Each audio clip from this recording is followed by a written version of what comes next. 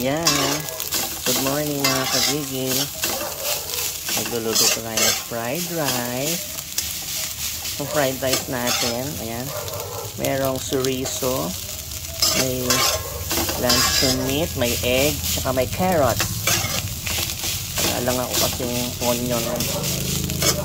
Hindi.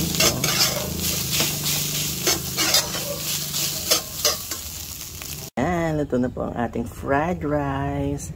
At wala na po tayong ulam nito kasi andyan na siya lahat. Kaya na tayo mga kagigil. Good morning mga kagigil. Yan. At tayo ay mag-aalmusal na.